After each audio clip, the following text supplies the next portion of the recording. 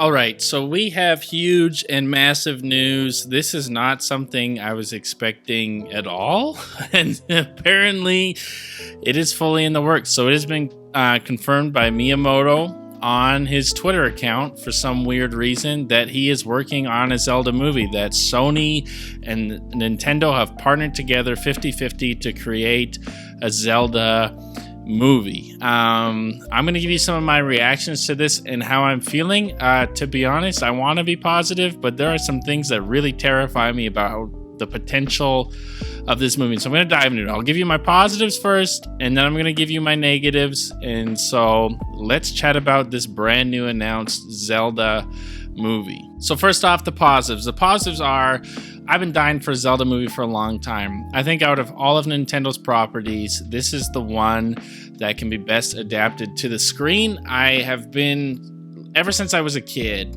just waiting for Zelda to finally get its time to shine on the big screen, that I really think that it has a really unique story, and I wonder what game they'll go with, if they'll go with any game at all, or if they'll give us a completely new story for The Legend of Zelda.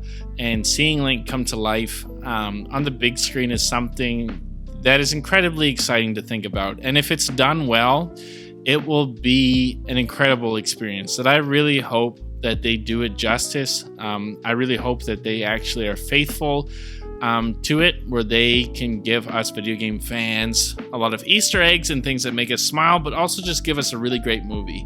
I hope it's even better than the Mario movie. I hope that it's more in line with kind of The Last of Us, where it's this adaptation that is so faithful to the source material, but done so well that it's just beloved by a bunch of different people, that it's able to bring in new fans into the franchise. It's able to make old fans happy. And so part of me wants to feel super optimistic. And you better believe that no matter how bad the trailer is, I'll be in that theater opening night to see what they do with it. And so when it comes to that, I'm pretty excited.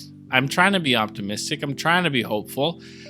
This is a childhood dream coming true, and it's something I've really wanted for a long time that's finally happening, probably due to the success of the Mario movie, that Nintendo's now willing to give up more of its properties to try and make movies out of them. And so I just hope they do it well. It looks like it's going to be a live action movie, but which makes sense. I thought if they did it animated that it would feel a little weird. I really felt like they probably had to go live action for this one. So it'll be interesting to see even the tone, whether it'll be more of a Lord of the Rings serious vibe or whether it'll be more lighthearted. I have no idea. But there is a level of excitement inside of me for this thing. But with that being said, I am seriously pessimistic about this thing, and for one really big, major reason. And if you're a Spider-Man fan, you'll know why. Because as soon as I saw that this name was attached to this, I was absolutely crushed inside, because this guy is infamous for wrecking movies, for strapping directors, for trying to be insanely controlling, which he did to Mark Webb, for trying to build massive franchises out of properties and trying to recreate the MCU over making good stories. And that man is Avi Arad. Yes, Avi Arad is the producer of this film, and Miyamoto was really excited to let us know it. But as a Spider-Man fan, it did not make me excited.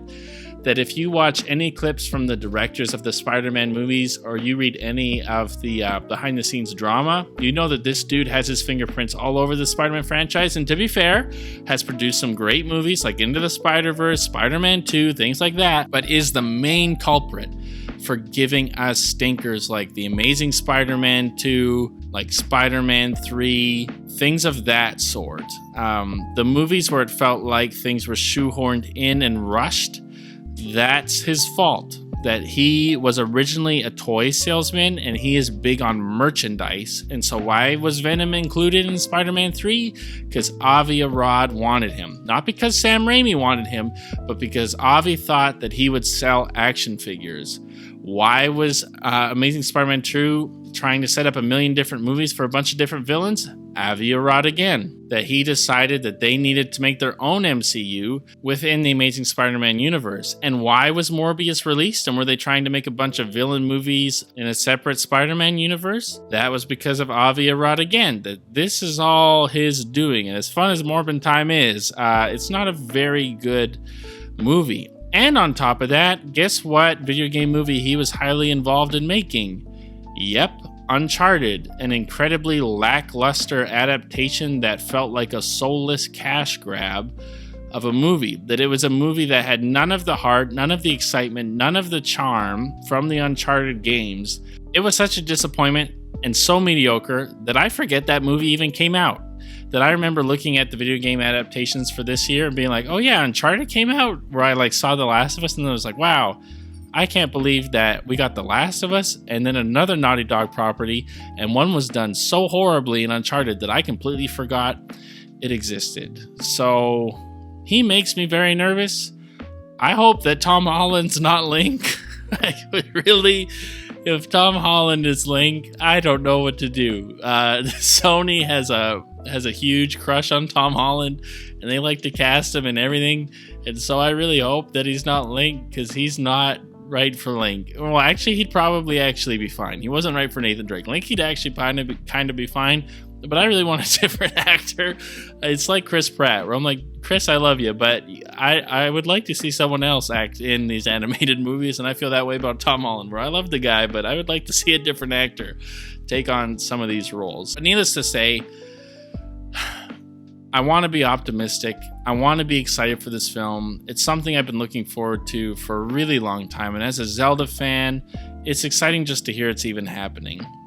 Part of me is feeling really pessimistic, though. Avi Arad is a name that when I see him attached does not make me more excited. It makes me really scared and really nervous. And I hope that he's giving us an Into the Spider-Verse kind of movie, and not a Amazing Spider-Man 2 Morbius kind of a movie. That I really hope he lets the source material speak for itself, that he lets the creators create, that he doesn't try to get muddled in making a Zelda spin-off movie and a Sheik spin-off movie and a Ganondorf origin story where he turns out to be an anti-hero and all these different things. That I really hope he just lets them tell a really great Zelda story. And my hope and expectation is that they're actually going to adapt Ocarina of Time. That I feel like that's a great place to start in the franchise. It's one that everybody knows really well, and the plot is so loose that you can pretty much do that entire game in a movie and do your own twist on it, and it would feel faithful. And so I hope that they do that. But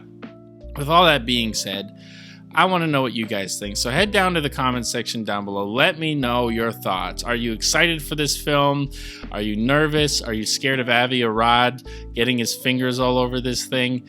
Like, comment, subscribe, all that junk. Let's have a conversation. And yeah, let me know your thoughts. I'm trying to stay optimistic on this one, but I'm a little nervous if I'm honest. But with that being said, I'll see you guys in the next one.